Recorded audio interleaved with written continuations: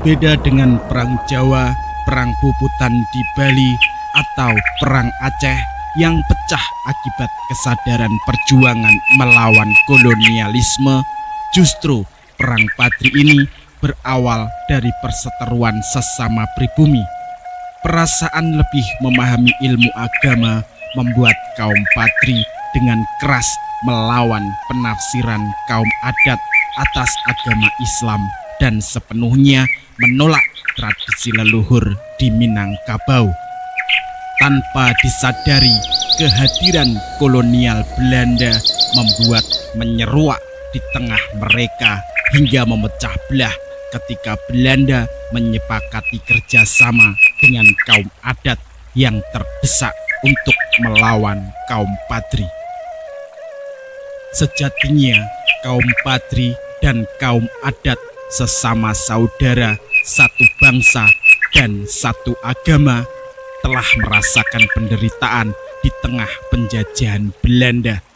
Dengan dalih menjaga keamanan, membuat jalan, membuka sekolah, dan sebagainya yang memerlukan biaya, Belanda kemudian mewajibkan pribumi untuk menanam kopi dan diharuskan menjual hasil kopinya kepada Belanda dengan harga yang sangat rendah melalui kebijakan kultur stelsel.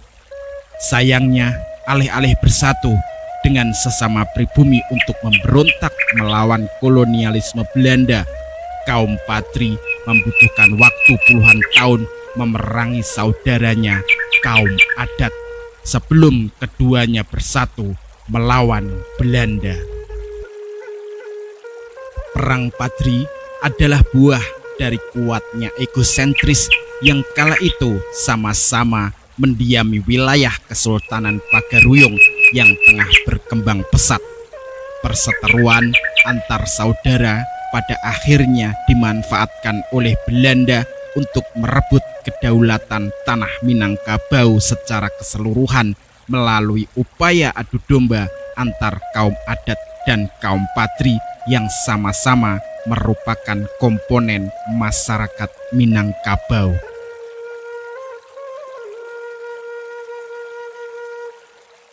Di tengah kesulitan masyarakat akibat kolonialisme Belanda, para ulama Islam memilih mengenakan jubah untuk terlihat berbeda dari kolonial Belanda maupun masyarakat setempat yang tak memiliki cukup pengetahuan agama Islam.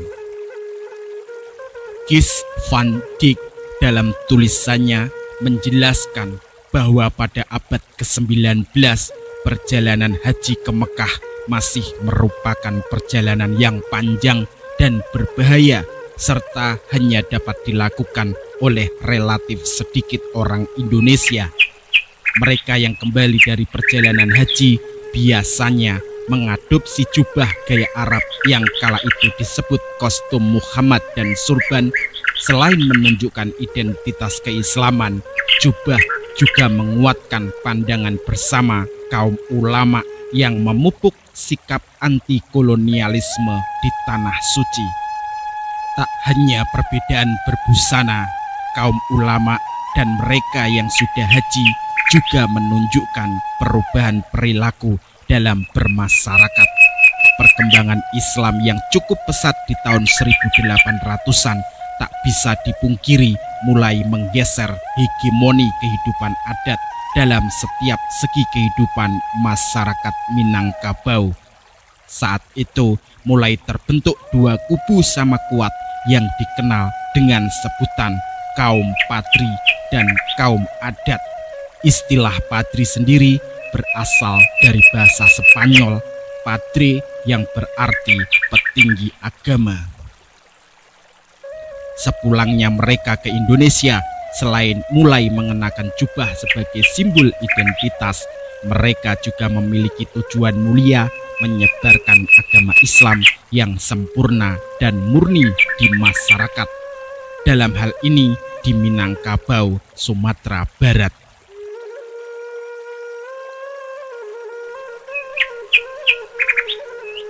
Di lain pihak, kaum adat merupakan kaum yang mengikuti tradisi leluhur dan memegang teguh adat istiadat Minangkabau. Meski demikian, karena pesatnya persebaran Islam di Sumatera Barat, sebagian besar dari kaum adat juga sudah memeluk agama Islam. Ketika kaum Padri berusaha memurnikan ajaran Islam dari segala bentuk adat istiadat yang bertentangan atau dianggap bid'ah, kaum adat justru semakin kuat melaksanakan kebiasaan adat masyarakat Minang kala itu yang dianggap bertentangan dengan ajaran Islam. Merasa terganggu menyaksikan kaum adat di tengah adat istiadat yang bertentangan dengan Islam, salah satu tokoh penting kaum Padri, Haji Miskin, yang pernah tinggal di Mekah pada tahun 1803 di kota Hijaz, mulai melarang warga melakukan sabung ayam. Pada suatu malam, ia membakar balai yang biasanya dipakai untuk sabung ayam hingga memicu kemarahan kaum adat.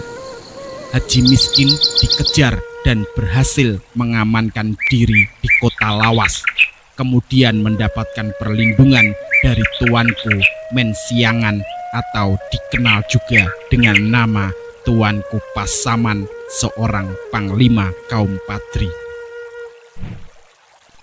Berawal dari tindakan pembakaran balai, masing-masing kaum mulai mengumpulkan pengikut dan mempertahankan argumen masing-masing. Bersama Haji Miskin terdapat setidaknya 8 ulama seperti Tuanku Nan Renceh, Tuanku Lubu Aur, Tuanku Berapi, Tuanku Padang Lawas, Tuanku Padang Luar, Tuanku Galung, Tuanku Biaro, dan Tuanku Kapau. Jeff Helder dalam buku Sengketa Tiada Putus menjelaskan bahwa sebutan tuanku adalah gelar yang diberikan kepada ulama tingkat tinggi di Sumatera Barat. Sikap keras para tuanku terhadap segala tindakan yang berbau adat istiadat membuat mereka dijuluki Harimau Nan Salapan. Sebelumnya, mereka sempat bermusyawarah dengan Tuanku Nan Tuo yang semula mereka hormati, yang menyetujui gerakan memurnikan ajaran Islam di Minangkabau asal dengan cara-cara yang lunak. Menurut Tuanku Nan Tuo, cara keras hanya akan melahirkan kekerasan baru. Akhirnya Harimau Nan Salapan memilih sikap Tuanku Pasaman yang juga sama-sama keras hingga memicu perang saudara yang berkepanjangan. Manggar Raja Onggang Parlindungan dalam buku kontroversialnya menjelaskan 3 tokoh haji dalam perang Padri, yaitu Haji Miskin, Haji Piobang, dan Haji Sumane. Menurut Parlindungan, trio haji itu merupakan mantan tentara Turki saat berperang melawan tentara Napoleon.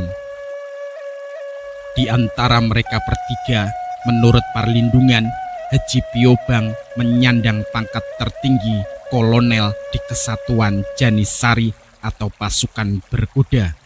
Haji Sumane pernah menjabat mayor pasukan artileri Turki, sedangkan Haji Miskin tidak mencapai pangkat hingga perwira. Ketiganya kelak menjadi ahli perang yang memiliki wawasan yang menghancurkan dalam menyulut perang Padri. Haji Miskin, Haji Piobang, dan Haji Sumane bersama-sama menghimbau agar Sultan Pagaruyung saat itu yang dipertuan Pagaruyung Sultan Arifin Muningsyah menyerukan semua kaum adat agar kembali pada ajaran Islam murni tanpa mencampur adukkan dengan adat istiadat. Usaha itu tentu saja sia-sia karena kedua kubu sama-sama merasa benar dan memegang teguh keyakinan mereka atas ajaran agama. Berbeda dengan kaum Padri yang mengutamakan puritanisme Islam, kaum adat justru menjunjung tinggi pentingnya memegang teguh adat istiadat.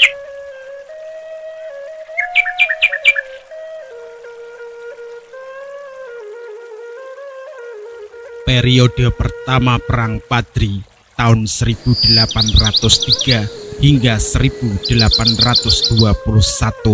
terjadi pertempuran sporadik antara kekuatan reformis kaum Padri dan tradisionalis kaum adat.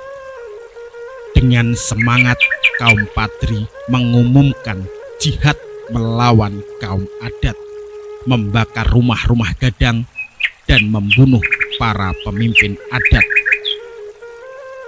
Tahun 1815, tanpa adanya seruan yang berpengaruh dari Sultan, kaum Padri mulai geram dan melakukan penyerangan terhadap kesultanan. Di bawah pimpinan Tuanku Pasaman, mereka menyerang kerajaan Pagaruyung. Puncaknya, pecahlah peperangan di Koto Tangah. Pada peperangan ini, beberapa tokoh kesultanan tewas terbunuh akibat kesalahpahaman antara kaum Padri dan orang-orang Pagaruyung. Serangan kaum Padri mengakibatkan Sultan Arifin Muningsyah terpaksa menyingkir dan melarikan diri. Sisa-sisa kehancuran Kesultanan Pagaruyung digambarkan dalam catatan Sir Thomas Stamford Raffles bertahun 1818. Dalam kunjungannya, Raffles menyaksikan bahwa tak ada yang tersisa dari istana Pagaruyung kecuali reruntuhan istana yang telah habis terbakar, yang dituliskan Raffles sebagai pemandangan yang mengerikan. Tanggal 21 Februari tahun 1821, karena terdesak dalam peperangan dan keberadaan yang di Pertuan Pagaruyung yang tidak pasti dan pertentangan yang begitu kuat dari kaum Padri, kaum adat diwakili oleh Sultan Tangkal Alam Bagagar, meski dianggap tidak berhak mewakili Pagaruyung, meminta bantuan kepada Belanda. Kaum adat tanpa mandat dari kesultanan mengundang pemerintah kolonial Belanda untuk terlibat dalam perang saudara melawan kaum Padri. Belanda menandatangani perjanjian dengan kaum adat, lalu mengirimkan tentara ke perbukitan dan pelosok Minangkabau untuk memukul mundur kaum Padri. Akibat dari perjanjian dengan kaum adat, Belanda menjadikannya sebagai tanda penyerahan kerajaan Pagaruyung kepada pemerintahan Hindia Belanda, kemudian mengangkat Sultan Tangkal Alam Bagagar sebagai Raja Tanah Datar. Keterlibatan Belanda dalam perang karena diundang oleh kaum adat dan campur tangan Belanda dalam perang itu ditandai dengan penyerangan Simawang dan Sulit Air oleh pasukan Kapten Govinet dan Kapten Dienema bulan April 1821 atas perintah Residen Jamesdu Pui di Padang.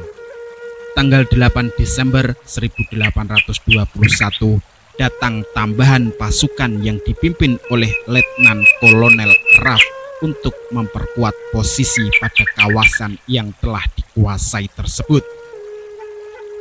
Tanggal 4 Maret 1822, pasukan Belanda di bawah pimpinan Letnan Kolonel Raff berhasil memukul mundur kaum Padri keluar dari Pagaruyung. Belanda kemudian membangun benteng pertahanan di Batu Sangkar dengan nama Fort van der Kapellen, sedangkan kaum Padri menyusun kekuatan dan bertahan di Lintau. 10 Juni 1822, pergerakan pasukan Raff di Tanjung Alam dihadang oleh kaum Padri, namun pasukan Belanda dapat terus melaju hingga Luha Agam. 14 Agustus 1822, dalam pertempuran di Baso, Kapten Govinet menderita luka berat kemudian meninggal dunia pada tanggal 5 September 1822. September 1822, pasukan Belanda terpaksa kembali ke Batu Sangkar karena terus tertekan oleh serangan kaum Padri yang dipimpin oleh Tuanku Nan Renceh. Setelah mendapat tambahan pasukan tanggal 13 April 1823, Raf mencoba kembali menyerang Lintau. Namun kaum Padri dengan gigih melakukan perlawanan. Hingga 16 April 1823, Belanda terpaksa kembali ke Batu Sangkar. Tahun 1824, yang di Pertuan Pagaruyung, Sultan Arifin Muningsyah kembali ke Pagaruyung atas permintaan Letnan Kolonel Raf. Namun pada tahun 1825, raja terakhir Minangkabau ini wafat dan kemudian dimakamkan di Pagaruyung. Sedangkan Raf sendiri meninggal dunia mendadak di Padang 17 April 1824 setelah demam tinggi. September 1824, pasukan Belanda di bawah pimpinan Mayor Frans Lemin berhasil menguasai beberapa kawasan di Luha Agam, di antaranya Kototuo dan Ampang Gadang. Kemudian Belanda juga menduduki Biaro dan Kapau, namun karena luka-luka yang dideritanya bulan Desember 1824, Laim Lin meninggal di Padang. Pertempuran antara pasukan Belanda melawan kekuatan kaum Padri membuat beberapa kekalahan fatal. Di antaranya tewasnya Kapten Govinet, meninggalnya Letnan Kolonel Raf, terbunuhnya Mayor Frans Laimlin, diperparah dengan semakin menipisnya cadangan dana untuk perang. Meski demikian, Belanda juga mampu memperkuat pertahanan dan serangan dengan membangun benteng-benteng di daerah Bukit Tinggi dan Batu Sangkar.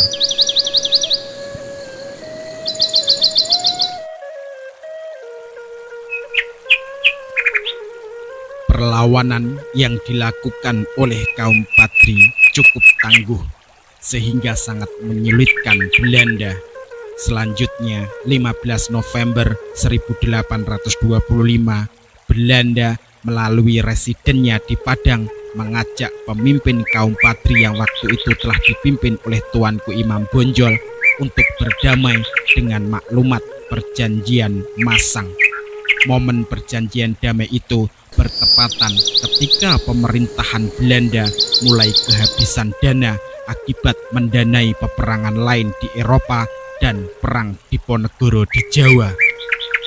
Perdamaian antara Belanda dengan kaum Padri ini mengecewakan para pengikut kaum adat. Dari kekecewaan itu, kaum adat mulai melakukan perlawanan terhadap Belanda. Melihat situasi tersebut, nampak jelas kedudukan Belanda di Sumatera sangat sulit. Residen McGillivray dan pula pimpinan militer De Riesemondt tidak berhasil mengalahkan kaum Padri, sedangkan kaum adat tidak seluruhnya memihak kepadanya. Selama periode gencatan senjata, Tuanku Imam Bonjol mencoba memulihkan kekuatan dan mencoba merangkul kembali kaum adat.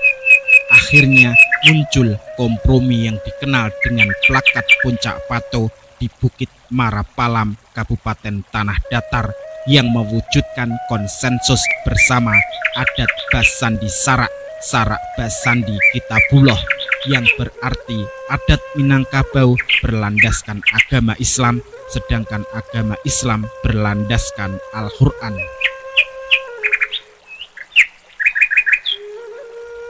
Setelah berakhirnya perang Diponegoro dan pulihnya kekuatan Belanda di Jawa, pemerintahan Hindia Belanda mencoba kembali untuk menundukkan kaum Padri. Salah satunya didasari oleh keinginan untuk menguasai perkebunan kopi di kawasan pedalaman Minangkabau. Melihat maksud dan tujuan Belanda yang terselubung, kaum adat kemudian mengundurkan diri dari koalisi dan beralih bergabung bersama kaum Padri untuk melawan Belanda. Kaum adat menilai bahwa Belanda tidak akan mematuhi perjanjian yang pernah dibuat. dan akan melakukan ekspansi ke Sumatera Barat.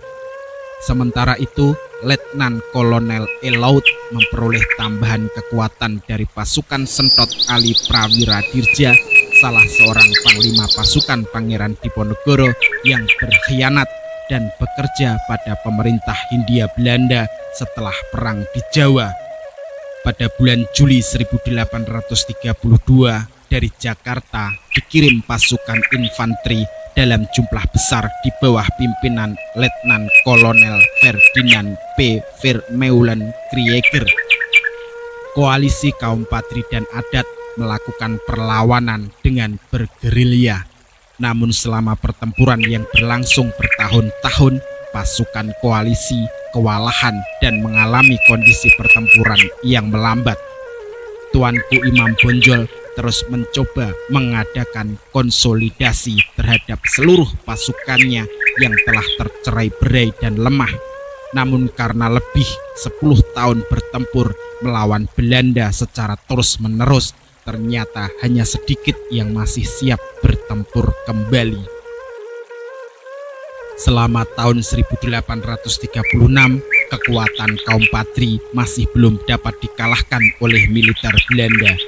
Untuk mematahkan benteng Bonjol, Belanda mengerahkan lagi pasukannya di sekitar Bonjol. 10 Agustus 1837, Tuanku Imam Bonjol kembali menyatakan bersedia untuk mengadakan perundingan perdamaian.